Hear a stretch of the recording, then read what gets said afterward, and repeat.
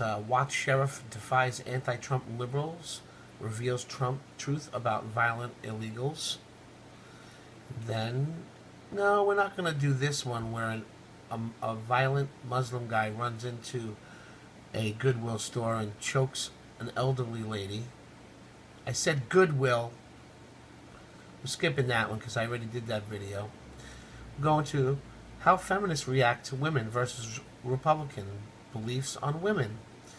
And we needed a laugh, so that's what this was about. We'll do that next.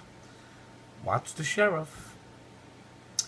The next time you and one of your liberal friends stands up for illegals and their poor treatment when crossing the border, make sure you tell them this.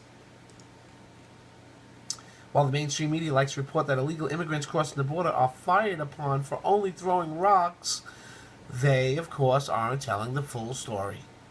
In reality, the rocks illegals throw are huge. More than enough to put a Border Patrol's life at danger. Border Patrol officer. The Mexican border is about 50 yards to my right here. Look at the terrain behind me. It's full of rocks. The next time you see a liberal reporter complaining about Border Patrol returning fire on some poor illegal immigrant throwing little pebbles at them, you understand? That's not what they're throwing. They're throwing this, all right? So if you don't think this is a lethal weapon, you obviously haven't read the Bible very much. Look at this vehicle right here. Look how these men have to equip their vehicle. Look at this. They had to design this and build this. You don't buy this at a cop store. Agents had to figure this out and design it and weld it themselves. Look at this vehicle. This is how these men got to ride around in this territory. And how did they respond in reality?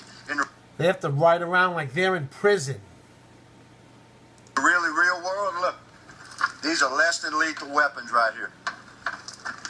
Right? They essentially fire paintballs with pepper spray in them, with a little pepper powder. Now, if I'm a border agent and somebody's throwing this at me, and I'm in danger of losing my life with this, I'm returning fire with a Glock. You think what you want about that. Thank you very much. Bam! In your face. Think what you want about that. Think what you want.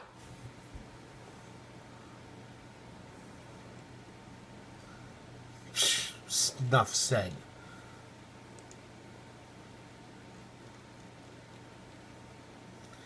How feminists react.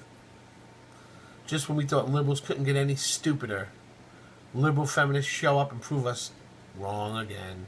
The hashtag Muslim Women's Day was created last week by a liberal feminist working at the Huffington Post, and it didn't get the reaction she expected. Sane women across the country stood up against the atrocious hashtag and all it stood for.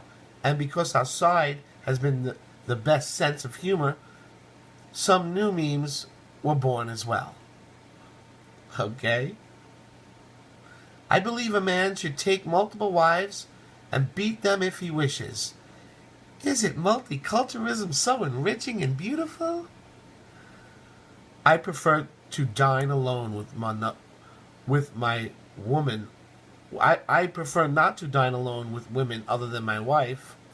Oh my God, evil, anti-women, patriotic oppression! Honestly, does anyone take modern-day feminists seriously at all? I know it says anymore, but I'm saying at all. I have mild respect for old-school feminists and what they accomplish, but neo-feminists, nothing but whiners. Their elder sisters would be ashamed of them. The elder generation of feminists work to get women's the right to vote, to get women to work in the workplace, and to get equal pay for said work. Sure, they blew up traditional values and nuclear families in the process, but at least they meant well. They really did. New feminists, they hold up terrorists as idols and waltz around in pussy hats.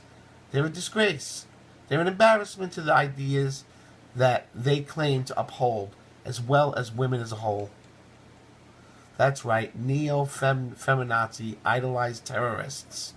Just in case you thought you read that incorrectly, I'm stating it again.